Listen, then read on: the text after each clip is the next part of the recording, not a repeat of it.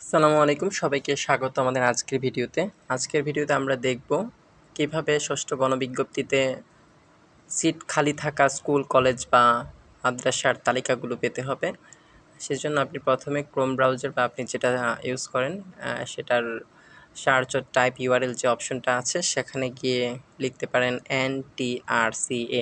এটা দিয়ে আপনি গুগলেও সার্চ করতে পারেন অথবা ntrca.gov.bd দিয়ে একেবারে NTRCA এর যে ওয়েবসাইট আছে সেখানেও সরাসরি প্রবেশ করতে পারেন। ওয়েবসাইটে সমস্যা হচ্ছে, এজন্য আপনারা একটু সার্ভারে যেতে সমস্যা, এটা দ্বিতীয়বার বা তৃতীয়বার পর্যন্ত একটু সময় নিয়ে চেষ্টা করবেন। তারপর যখন এনটিআরসির ওয়েবসাইটে প্রবেশ করবেন, একটু নিচের দিকে স্ক্রল করে আসলে দেখতে পারবেন ই রিকগনিশন লেখা। এর মধ্যে তৃতীয় অপশন যেটা ই রিকোজিশন লগ ইন, সেখানে ক্লিক করবেন। সেখানে ক্লিক করার পর উপরের দিকে রিক্রুটমেন্ট সাইকেল 639/2024 অপশন যেটা আছে সেখানে ক্লিক করবেন। এখান থেকে আপনারা দেখতে পাচ্ছেন যে E publications public circular list of vacant post যেটা আছে পাবলিক সার্কুলার 2025-616 এই অপশনটাতে ক্লিক করবেন।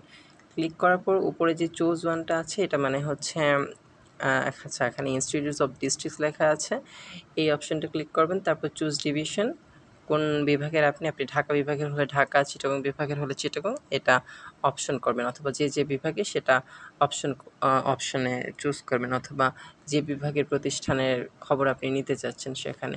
তারপর নিচে আপনার ডিস্ট্রিক্টটা চুজ করবেন।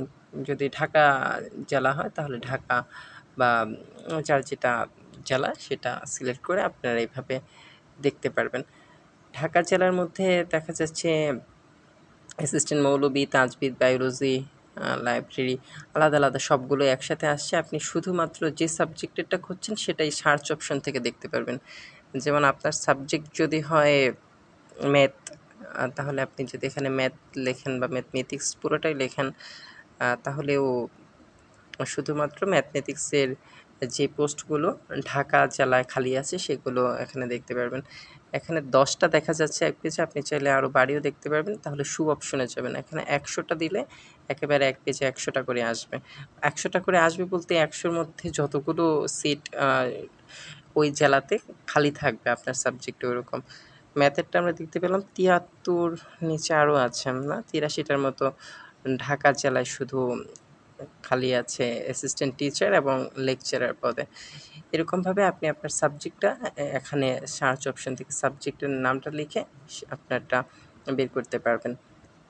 একইভাবে এখানে হচ্ছে উপরে আপনার বিভাগ এবং জেলা যেটাতে যেই শূন্যপদগুলো দেখতে চান সেটা এখানে সার্চ করলেই চলে আসবে।